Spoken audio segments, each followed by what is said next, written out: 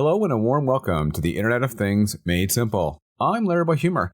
This is the second in our weekly series during the COVID crisis. I'm sure hoping we don't make it all the way up to 19. I'm really hoping things are better by then. As always, I encourage you to check out our webpage, the Internet of Things Madesimple.com. There's a ton of great material there, and let's face it, we all have a bit more time on our hands than we normally would. Today we're going to talk about how IoT is helping a specific group during this time, as we're going to focus in on how it's helping the medical community. As I've stated on many occasions, and will always continue to do so, IoT is all about information.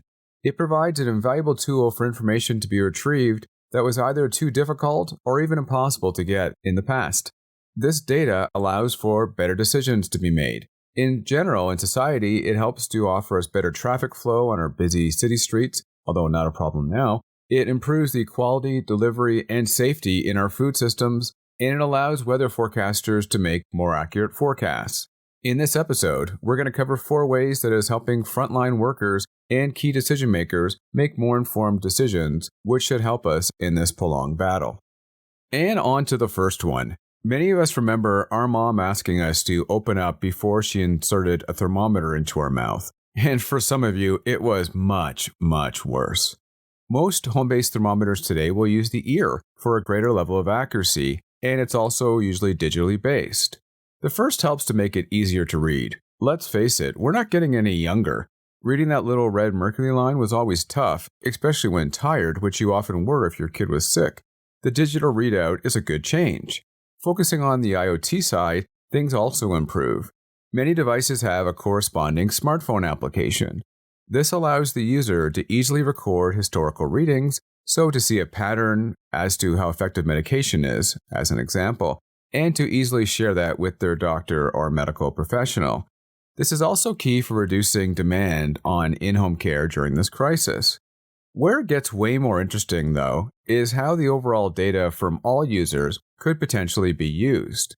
Similar to how Google is able to use terms that are searched in a particular area to identify possible outbreaks of an illness, governments could use this temperature-based information to see potential hotspots for the virus to better deploy testing and medical equipment resources. In the next point, we're going to focus on how a commonly used feature of your smartphone can help to ensure people are following quarantine orders. In case you didn't guess, I'm talking about the GPS functionality to provide your location. When I wrote the corresponding blog to this, I spoke about how many Asian countries who were first hit by the virus were able to ensure that those who were under quarantined stayed that way. They did this by requiring that a text message with embedded GPS coordinates be sent by those in isolation on a regular basis, and they were able to get alerts if the person happened to leave a particular area, so they could go to their mailbox, but that was about it. I spoke about how this was effective in South Korea and other countries, although it might not be able to be done in the Western world out of the resistance to Big Brother knowing where you are.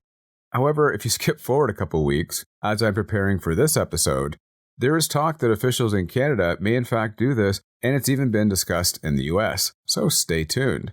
In the third point, we'll talk about one of the great advantages that using cellular-based gateways has over its landline counterparts. We touched on this in the previous podcast, but number 3 is that many locations that are being used for temporary test sites, and possibly even for temporary hospitals and quarantine locations, aren't likely to have an active internet connection, and this kind of makes sense. We're talking about abandoned factories and offices, tents on football fields, and closed hotels or dormitories.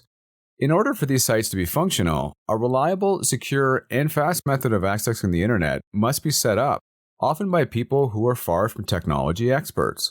Cellular gateways are the ideal method to meet this demand. They can be set up in minutes, seconds if you have some logistic work done before shipping, and provide a fast method of getting access to what you need. Many offer built-in Wi-Fi networks that can cover very large areas. One interesting addition to just plain connectivity would be how these gateways are often used to haul key sensor-based information.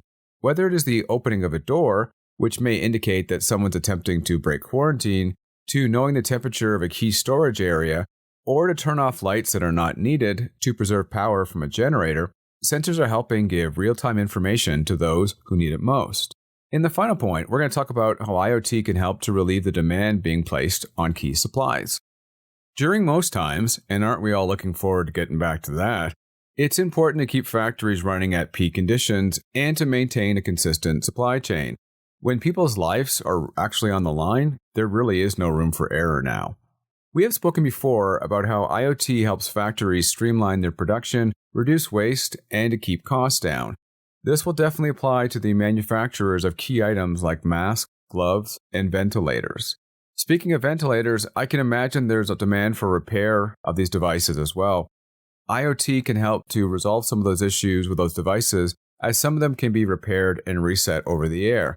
This will reduce downtime and help keep key technicians safe. However, I wanted to focus in on two key areas involved in the transportation of goods from those factories. First, let's face it, criminals can be quite opportunistic. It would not surprise me to see them try to steal key items and demand a high ransom for them. Fleet management systems based on GPS can be attached to both the items themselves as well as to the delivery trucks. Alerts can be sent if a truck were to go off a set path, and the driver can alert if they feel threatened. Getting the truck there, though, is only half the battle. The products need to get there in a condition that they are useful. IoT sensors can be used to ensure the vehicle was driven in a safe manner to avoid things like broken vials, and that the correct temperature and humidity was adhered to, ensuring the safety of key vaccines and medicines. When we come back from a break, we'll wrap this all up.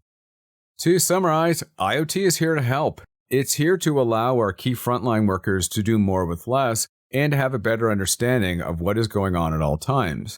It will give them the tools to defeat the worst enemy we have faced in our lives. As a final note, I encourage any healthcare or government agencies who are looking for information as to how IoT can help to reach out to me directly.